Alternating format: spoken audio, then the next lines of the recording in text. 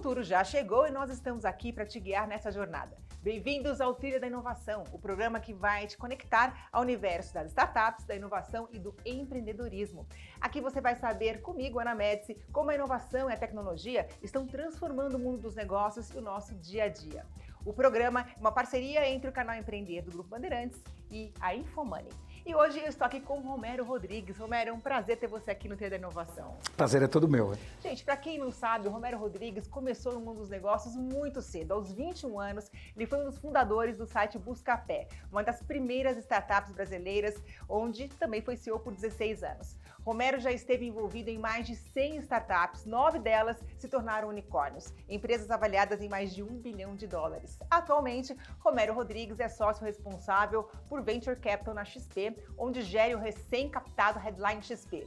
Romero também está à frente dos fundos da Redpoint Ventures. É muita coisa, né, Romero? Bastante coisa. Para você gerir. Muita diversão. Bom, Romero, quero começar conversando com você sobre o seu início aí no mundo das startups. Você começou muito cedo, aos 21 anos, e foi um dos fundadores do Buscapé, que é considerada a primeira startup brasileira, uma das primeiras startups brasileiras, né? Como é que foi essa trajetória?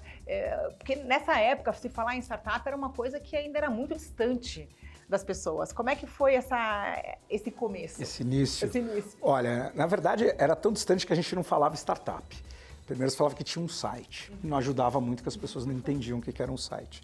Depois, em 2000, a internet começou a ficar, porque a gente começou em 98, então a internet começou a ficar um pouco mais conhecida, e o pessoal falava .com. E startup só foi virar mesmo na hora que a gente já estava quase vendendo o Buscapé. Mas eu acho que sempre foi uma inspiração que eu tive de infância. Meu pai sempre empreendeu, teve negócio próprio, eu queria montar meu próprio negócio. Desde criança eu inventava coisa para fazer. Enfim, e assim foi, eu fui buscar a faculdade de engenharia porque eu queria empreender com informática, que era como a gente chamava na época. Eu já entrei na faculdade de engenharia inventando coisa para fazer, empresa para criar, várias deram errado, até que veio a ideia de fazer um site, que era algo novo na época, que buscasse produto e preço, porque você tinha site que buscava outros sites, mas você não tinha site que buscava produto e preço. E aí veio a inspiração do Buscapé, junto com um amigo de faculdade, que a gente chamou outro, montamos o time inicial do que veio a ser o Buscapé. E o Buscapé entrou no ar em junho de 99, naquela época, imagina, não tinha do que tem internet hoje que a gente conhece, acho que tinha talvez o UOL, o Yahoo, não existia Google, não existia, enfim, celular que conectava na internet, não existia nada disso. E o Buscapé tinha 35 lojas e 30 mil produtos e preços, que era 100% do que existia na internet brasileira. Meu Deus. Agora, quando vocês criaram o Buscapé, vocês tiveram alguma referência internacional? Ou a ideia realmente de juntar, né, enfim, preços e locais veio assim, uma inspiração? Veio de uma dor, de uma inspiração. O Rodrigo, que era meu colega na Poli, amigo, fazia estágio junto comigo no laboratório de pesquisa, queria comprar uma impressora e procurou nos sites de busca da época, Alta Vista, Yahoo, Lycos, no Brasil era o KD, encontrava tudo menos informação de produto e de preço. E aí veio a ideia de fazer um site que só buscasse produto e preço. Então, quando a gente teve a ideia, não existia no mundo. A nossa ideia era lançar o Buscapé com 100 lojas. E aí, quando a gente estava lá perto das 35, foi lançado nos Estados Unidos o MySimon, que foi o primeiro site de comparação de preços a ser lançado no mundo. A gente correu e lançou logo em seguida o Buscapé, que foi o segundo site de comparação de preços a ser lançado no mundo. Então, assim, por pouco, ou graças a Deus, de certa forma, o MySimon foi lançado, senão a gente estaria adorando a pílula até chegar nas 100 lojas, porque sei lá, porque a gente inventou que tinha esse número. Então você vê como às vezes o feito é melhor que o perfeito. Com certeza. Aliás, isso muito se fala, né? Melhor colocar ali a ferramenta em prática, colocar para rodar e entender o mercado, do que você ficar tentando fazer uma coisa perfeita que nunca se chega a lugar nenhum, né? Então, todos os fundadores de startup e que se deram bem batem muito nessa tecla, né? Colocar aí os cavalos na rua, né? Enfim, naquela época era mato alto, né? Então, assim, não tinha literatura, não tinha livro para saber disso. O jeito de se fazer negócio era o jeito antigo. Então a gente foi aprendendo na dor, foi acumulando olho roxo, foi acumulando cicatriz. Um exemplo que eu dou interessante é que se a gente pensasse do ponto de vista de teste de hipótese, o nosso teste de hipótese dizia que o Buscapé nunca funcionaria, porque a ideia original não era preço de loja online, era preço de loja de rua.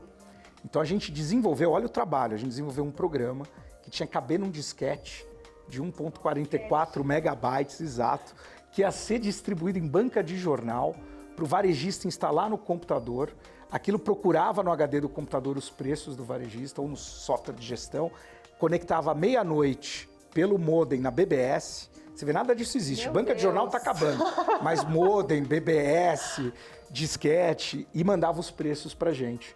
E com o programa pronto, eu peguei uma caixinha com 10 disquetes, eu morava no Paraíso, fui em tudo quanto era varejo local. Distribuir. E ganhei um não atrás do outro. Não consegui distribuir um dos 10 disquetes. Ou seja, para eu testar essa hipótese, eu nem precisava ter feito o programa. O disquete podia estar vazio. Então, de cara, a resposta foi, você é louco, a gente nunca vai dar preço, varejo não dá preço, porque o lance do varejo é o consumidor entrar na minha loja sem saber o preço. Aí eu prendo ele. Né? Então, por que eu vou dar o preço antes? Não dou nem por telefone. Então, foi essa barreira que a gente teve que quebrar. Foi difícil. Incrível, né? Bom, agora quem não está online, vendendo online, também está fadado aí a morrer, quebrou, né? É, tá. Muito louco. Agora, você trabalha com fundos de investimento que tem aí um capital muito grande. A gente viu aí que o mercado de tecnologia deu uma retraída forte em 2023, com as Big Techs fazendo um grande... mandando embora muita gente, retraindo investimentos, as startups também. Em 2022, a gente teve um ano que teve quase metade dos investimentos em relação a 2021, que foi recorde, né? Quase 9 bilhões de dólares, cerca de 9 bilhões de dólares. Como é que você vê o mercado, né, agora de startups em 2023 e os investimentos nos negócios inovadores? Olha, essas correções são muito naturais e já existiram outras vezes no passado recente, seja em 2000 com o estouro das .com, em 2008, 2009, na crise financeira global, também a gente teve uma chacoalhada, e agora foi acentuado pelo excesso de liquidez que a gente teve no pós-Covid. Né? Então os valuations ficaram erroneamente muito altos, obviamente, quando balança muito forte para um lado, balança muito forte para o outro. Então as correções também estão sendo severas. Muito empreendedor me pergunta, fala, quando é que vai voltar para os números de 21? Acho que em termos de múltiplo, talvez nunca. E isso é ótimo, isso não é ruim, tá? Porque empreender, outro dia um empreendedor está falando isso para mim, é verdade, me lembrando disso. Empreender é fazer mais com menos. Não é fazer mais com muito mais, ou fazer um pouco mais com muito dinheiro. Né? E tinha muito dinheiro sendo empregado da forma errada. E isso acaba sendo muito ruim para o empreendedor que quer gerar valor. Para o empreendedor que está tentando resolver um problema. Porque o dinheiro, às vezes, mascara como o problema foi resolvido. É que nem coisa dar cortisona para um paciente. Você não consegue depois detectar realmente qual o problema que aquele paciente tem. Porque com dinheiro você consegue resolver muito problema no curto prazo. Parecer que resolve muito problema no curto prazo. Então, nesse momento que a gente está, para o empreendedor que está sério, querendo resolver um problema, é a melhor notícia do mundo. Porque o empreendedor que opera bem vai ter dinheiro mais limitado? Vai. Mas ele, quando captar, a chance de sucesso dele é muito maior do que antes. Então, vou dar um exemplo. Se tivesse uma tese qualquer, vou fazer um e-commerce para vender um determinado produto, ou seja, uma health tech, uma fintech. Captei em 2021 10 milhões de dólares. Eu vou ter mais 5 concorrentes captando, 4, 5 captando 10 milhões de dólares. Agora, se você captar 3, 4, já foi bem, mas ninguém mais vai captar. Então você tem, ou no máximo 1, então você vai ter menos dinheiro, mas tem muito menos inflação nos recursos. É mais fácil achar programador, é mais fácil comprar mídia, tem menos gente disputando o cliente e você vai ter 50%, nesse meu exemplo, de todo o capital disponível. Em 2021, apesar de você ter 3 vezes mais dinheiro, você ter 20% só do capital que vai ser aplicado na tese. Então, para o empreendedor que é bom de captar, mas não é bom de executar, o mercado ficou difícil. Para o empreendedor que é bom de executar, o mercado está muito melhor. Quer dizer, então é um momento bom para quem está pensando em começar um negócio inovador, abrir uma startup, é um momento bom, um momento... Melhor momento do mundo. Melhor e momento. Quando a gente olha historicamente, isso também se reflete. Então, por exemplo, se a gente volta para as 3 grandes recessões americanas que a gente teve nos 50, 60 anos que existe Venture Capital, as melhores safras foram durante as recessões. A recessão da década de 70 foi fundada Microsoft e Apple. Estouro da bolha em 2000, Google, Tesla, Mercado Livre, próprio Buscapé. 2008, 2009, tudo que é economia compartilhada. Airbnb, Uber, claro, eu não vou comprar um carro novo, eu vou compartilhar o carro. Eu não vou comprar uma casa de praia, eu vou compartilhar a casa de praia. E tudo que é social media também surgiu em 2008 e 2009, porque você não precisa de ativo, você não precisa construir galpão, você não precisa construir estrada, você não precisa construir ferrovia, quer dizer, é leve em capital investido, é software. Então, as melhores safras costumam sair disso. E pelo que eu comentei, você tem acesso à inovação mais fácil, você tem uma retração inicial dos investimentos que dá mais espaço para quem está inovando poder investir. Então, imagina que durante 2020 e 2021, todas as grandes empresas tinham equipes de inovação enormes, inclusive as de tecnologia. Todas diminuíram as equipes de inovação. Então, para o empreendedor que está começando agora, tem muito mais menos mão de competição, obra, consegue. mais mão de obra disponível. Se bem que é um grande competição. desafio, né? Conseguir desenvolvedor é um grande desafio. Mas está bem mais fácil que 2021. Bem mais fácil, mas mesmo assim é difícil ainda. Sempre. Gente boa é sempre um gargalo. Agora, você hoje gere, né, o fundo Headline XP e também o Redpoint.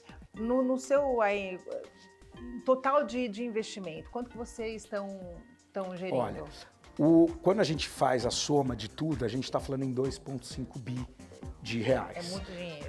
O Redpoint são 2 fundos, mas que já foram todos investidos, né? Então o portfólio já foi montado. E isso faz com que a gente não tenha investimentos novos nos fundos antigos. O Headline 3, que é a parceria da Redpoint, da Headline e da XP comigo, que é um fundo novo, ele só fez 2 investimentos até agora. Então ainda é um fundo fresco, um fundo que tem 916 milhões e que está começando a montar o portfólio. Então meu trabalho nos fundos antigos é estar no conselho das empresas investidas e ajudar elas agora até a fase de saída. Já no fundo novo não, aí tem um trabalho grande de selecionar, aprovar, investir e acompanhar essas empresas desde o começo. Como é que vocês montam, né, esse portfólio? Porque é um grande desafio. Eu imagino assim, é muito dinheiro para se investir e não é tão simples encontrar startups boas no nível que vocês querem encontrar, que é a série A, a série B. Como é que vocês fazem essa análise, né, esse crivo aí para... Vou até trazer números. A gente ativou o fundo em 8, na verdade, foi 8 de junho de 2022. Até o final do ano passado, então 6 meses, quase 7 meses, a gente olhou mais de 1.500 startups para chegar em 2. Então a gente está falando aí, pelo menos nessa etapa inicial, 750 para 1. Tá? Eu acho que a última vez que eu olhei medicina na USP era 100 para 1 candidato por vaga. Então 7 vezes mais difícil passar no crivo. Tá? E não quer dizer que as startups que a gente não investiu, as 1.498, não vão ser grandes empresas. Tá? Mas, obviamente, o que a gente procura é muito específico.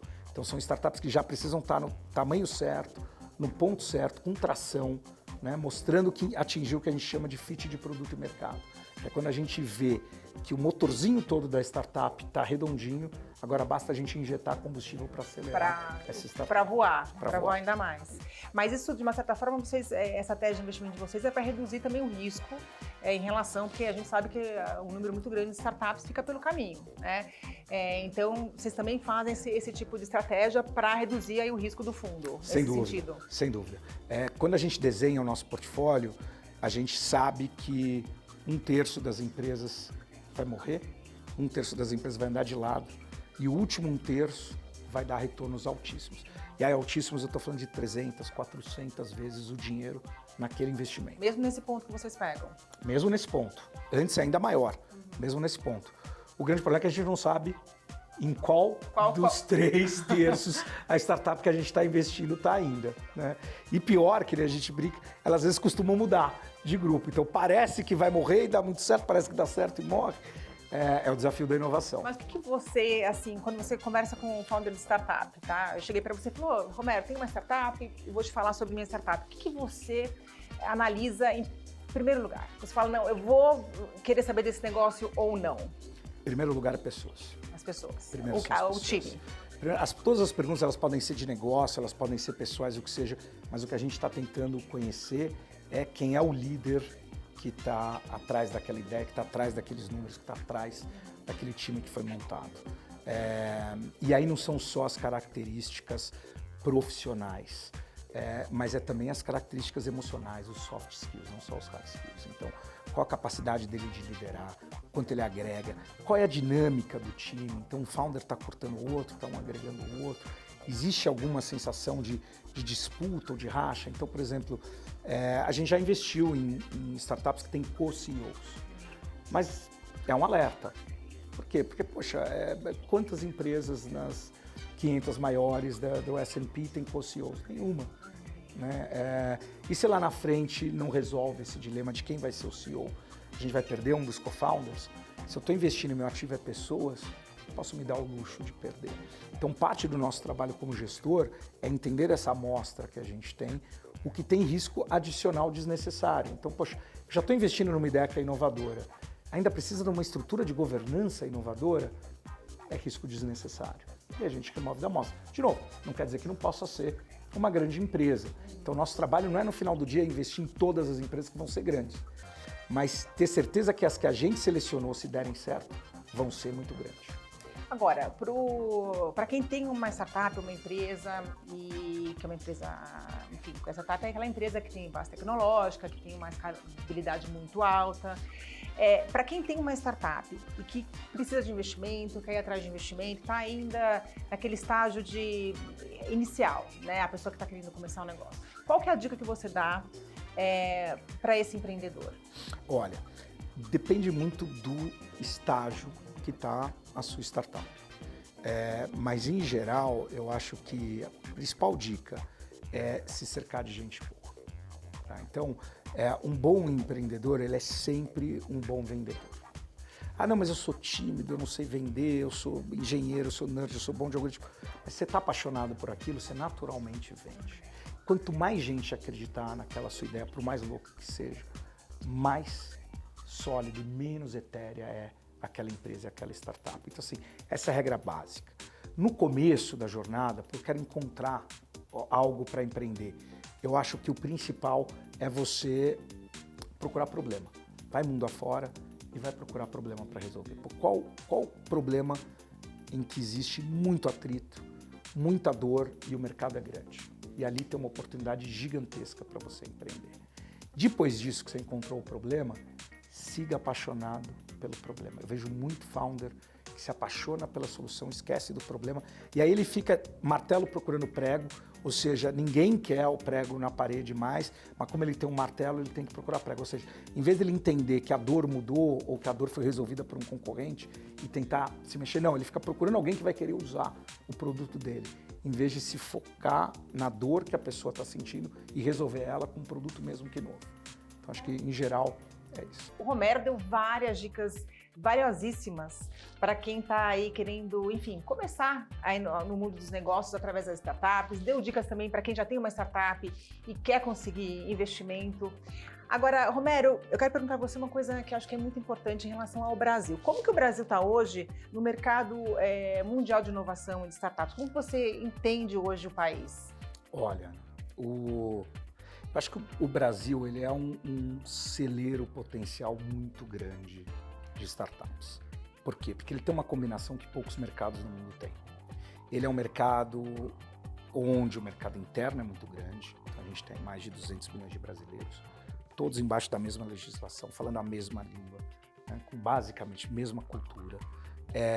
A gente tem muita, mas muita ineficiência. Isso parece ruim, mas isso é bom. Ineficiência, muitos burocracia, muitos problemas. significa problema, significa dor para resolver. Então, se fazer algo que seja 10 vezes melhor ou 10 vezes mais barato em um país da Escandinávia, é muito mais difícil do que fazer algo 10 vezes mais barato ou melhor no Brasil.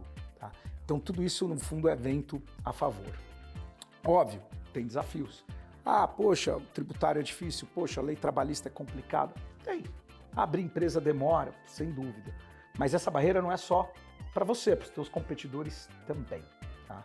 E muitos mercados dentro do Brasil são mercados regulados. Então, por exemplo, fintechs. As fintechs, eu costumo brincar, é um jardim murado. Por quê? Porque é muito difícil para uma empresa global vir para o Brasil, porque você tem que estar com todas as normas brasileiras. Isso significa que a empresa global, na área financeira, tem que adaptar os sistemas, tem que adaptar os processos. Nem sempre isso é fácil. Então, é um mercado gigantesco, concentrado, ou seja, poucos bancos, mesmo com os neobanks e todos que têm surgido, os bancos digitais, ainda muito concentrado, e que você precisa de regulamentação. Então, isso acaba criando alguns espaços onde o Brasil pode, sem dúvida nenhuma, despontar. Inclusive exportar tecnologia, como a gente tem visto, seja no Nubank expandido, de Gympass, e várias Hotmart e várias outras companhias. Agora, você falou em fintechs, as fintechs, enfim, os principais aportes, assim, que mais leva dinheiro aí para dentro da startup são as fintechs, né? Mesmo com essa quantidade de fintechs aparecendo, soluções, você então acredita que ainda tem muito espaço aí para tá conquistando dentro desse mercado? Mesmo no espaço financeiro, sim, sem dúvida nenhuma. Eu acho que a gente está só começando, porque a gente está começando a ver as empresas que estão atacando os problemas mais óbvios, maiores de uma população grande. Mas você tem muito problema nichado que mesmo assim constitui um mercado muito grande. Né? E aí a gente pode parecer que está indo para a beirada, mas ainda é um mercado gigantesco. Você tem, por exemplo, a gente investiu numa companhia no Redpoint 2 que está na intersecção de fintech e condomínio, Condoconta. Então, para você fazer um banco para condomínio, você fala assim, pô, não é um mercado pequeno? Quando você vai olhar, não, são 500 mil de condomínios no Brasil, com 30 mil reais por mês de condomínio entrando de flow financeiro. É um mercado gigantesco, comum, que não falta de dor no condomínio, tudo é dor, né? Cano, cachorro, carro, não falta uma dor. vida, é um país, vida, né, praticamente. Isso é só um segmento do serviço bancário. Então, assim, tem muita coisa ainda para ser criada. E agora, Romero, uma coisa que eu acho muito interessante é quando a gente fala em erros, né, dos fundadores de startup, quando começa um negócio, existe uma certa dúvida muito grande em relação à distribuição de equity na empresa, né? Distribuição de equity seria a distribuição das participações societárias. Qual que seria uma boa estratégia para uma empresa que quer, enfim, crescer, quer captar investimentos, quer ter uma série A, B e um IPO futuro? Boa.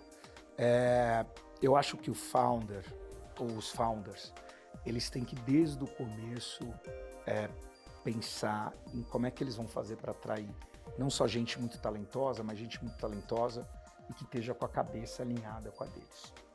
E aí, num espectro entre você trazer gente muito boa, que vai ser muito cara, pagando salários bons, ou pagando pouco salário, mas dando participação na companhia, o segundo é muito melhor, porque você está trazendo alguém que necessariamente precisa acreditar no teu sonho para vir, porque ele vai receber pouco no à vista, mas pode receber milhões no a prazo.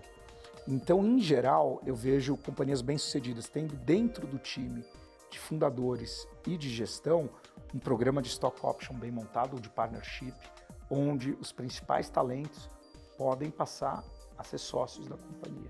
E aí esse grupo muito forte tem que ser muito diligente em não ser muito diluído. Fala, como assim, Romero? Mas você não está investindo, você não quer ter o máximo de empresa? Não, a gente acha que uma empresa onde os founders têm um percentual pequeno não é positivo. Mesmo que eu fosse o investidor que teria a maior parte da empresa, isso para mim não é bom, porque significa que lá na frente, no meio dessa jornada, o founder vai cansar, pode vai falar, sair, abandonar a jornada, pode sair do negócio. Exato. Então a história mostra, quando você olha para trás e faz esse teste, que quando o investidor é muito ganancioso e tenta morder um pedaço muito grande da companhia, ele reduz a participação no investimento. Eu, por ter sido founder, ter sofrido isso do outro lado, sei muito bem como é estar na posição de founder. Quer dizer, um bom investidor sabe que se ele for ganancioso e quiser 50% da startup logo de cara, sei lá, no começo, está fadado a startup, enfim, não conseguir crescer, porque aí ela não tem como, a diluição fica quase impossível. E acaba virando uma profecia autorrealizável, porque na hora que chega para mim uma startup que o founder já está muito diluído, eu também não vou querer investir, mesmo que eu for ter minha participação tradicional, porque eu sei que aquele founder pode ficar triste lá na frente. Eu não preciso correr esse risco. Volta no nosso papo de risco desnecessário. Eu tiro da amostra. Bom, mas pode ser que seja um ótimo investimento. Paciência, mas eu não vou correr esse risco adicional nesse momento. Agora, Romero, a gente está conversando aqui, né, com o nosso telespectador, que muita gente tem empresas mais tradicionais, que começaram... E a mentalidade das startups é uma mentalidade diferente. Até começa pela própria distribuição aí de equity, da divisão acionária. Tudo é realmente muito diferente. Então, assim, as empresas que hoje são mais tradicionais, que são pequenas, são mais tradicionais, ou as médias, Como é que você vê essa transformação? Porque o que eu entendo é que assim, o mundo está se transformando. Eu acho que todo mundo tem que falar meio que a mesma linguagem. Essas empresas que não se modificaram, não conseguirem ter uma estratégia que converse com o mercado nesse sentido, acho que elas vão morrer. Então, eu queria que você desse assim, para quem é um empreendedor, que tem uma empresa, mesmo que seja uma pequena empresa, seja um MEI, qual que é a dica que você dá para a pessoa aí estar, enfim, entrando para esse mundo digital, tá entrando para esse universo de networking, de troca de experiências da startup e transformando o seu negócio? Eu acho que teu ponto é muito bom, porque a gente às vezes esquece que a inovação também vem no jeito de gerir as empresas. Então, se a gente volta 30, 40 anos no tempo e olha para os Estados Unidos, as empresas que hoje todas oferecem cafezinho, bolachinha e fruta, não ofereciam, elas começaram a oferecer porque as startups lá de trás ofereciam e elas precisavam competir pelos talentos. As empresas não davam participação nas empresas e hoje toda empresa grande listada dá. Você tem lá programa de ações, recebe RSU, ações e assim por diante. Então, essa forma de brigar pelo talento que começa nas startups provocando o que a gente chama de incumbente, mas que são as empresas grandes, que estão lá tranquilas, preguiçosas, movimenta todo o mercado. E a beleza é que mesmo que você tenha um MEI pequenininho, só você ali batalhando no dia a dia, o que mudou muito nos últimos 20 anos, desde o meu começo no Buscapé para agora, é o acesso a esse conhecimento. Quer dizer, não existia. Você tinha que fazer um MBA, você tinha que fazer uma faculdade fora. Hoje o MBA já fica antigo, né? Para descobrir o que era um programa de partnership. Hoje o MBA está sendo escrito, o MBA do futuro está sendo escrito pelas startups. Eu falo que a gente vai, agora eu acho que o nosso estudo vai ser constante. Ainda mais agora com a inteligência artificial, não tem mais como. Exato. Você depois de um ano, já o conhecimento mundial já praticamente dobrou. Então, sei lá, um MEI e vai juntar com outro MEI, virar uma ME, uma limitada. Agora, você já pode pensar num programa de partnership. Você já pode aplicar tudo isso que acontece nas startups ou nas grandes empresas. Óbvio, adaptado para a tua escala, mas o conceito em qualquer iniciativa. Você está dizendo assim, empresas que são parecidas podem se unir, né? Você tem um mercado de, sei lá, vamos supor, você vende doce, né? E o seu parceiro da esquina vende bebidas. Você pode tentar fazer porque aí você não pode se juntar. Isso é um M&A. Exatamente. Como se fosse um M&A, que legal. Pô, eu quero trazer mais um sócio.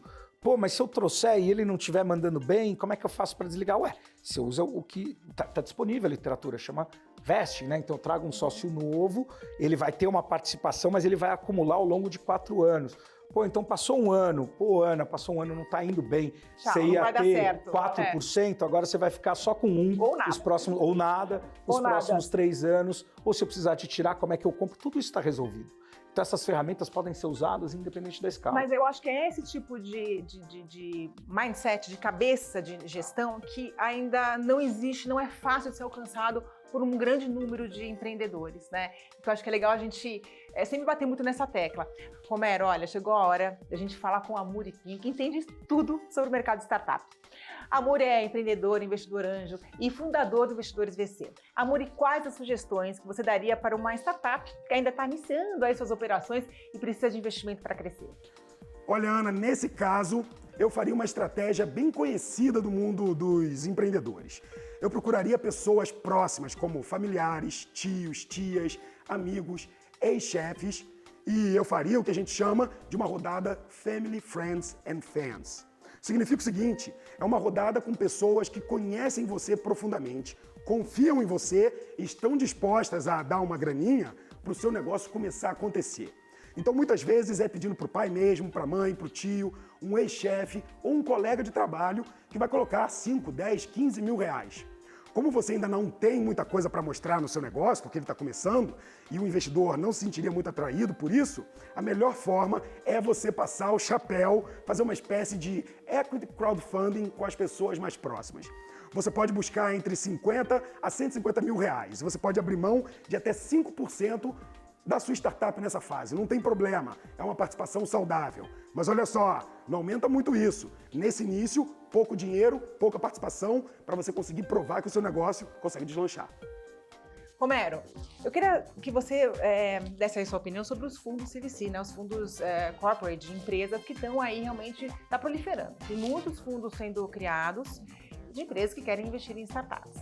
Então, eu queria que você falasse sobre esses fundos e, principalmente, como que a startup vai escolher o investidor? É melhor um fundo VC? É melhor um fundo CVC?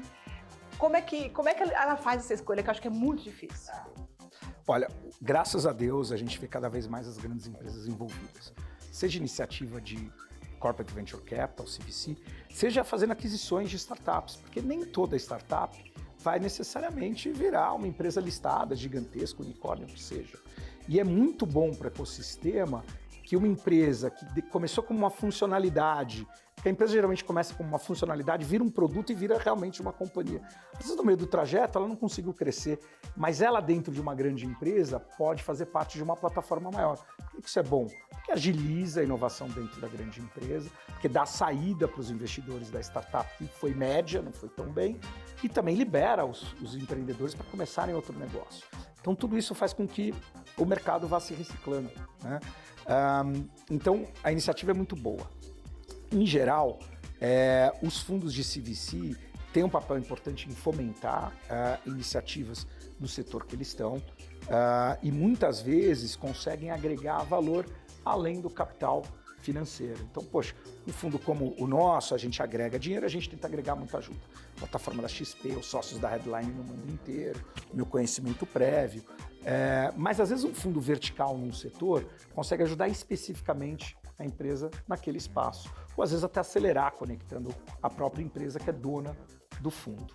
Eu acho que os principais cuidados que o empreendedor tem que ter, e também a empresa, quando está montando um fundo de corporate venture, é tentar deixar o fundo o mais legítimo e puro sangue possível. O que eu quero dizer com isso? Que o fundo não seja, na prática, um braço da área de M&A da empresa. Não tem tanta interferência dentro Exato. dessas startups que estão sendo, enfim, ali adquiridas ou investidas. Exato.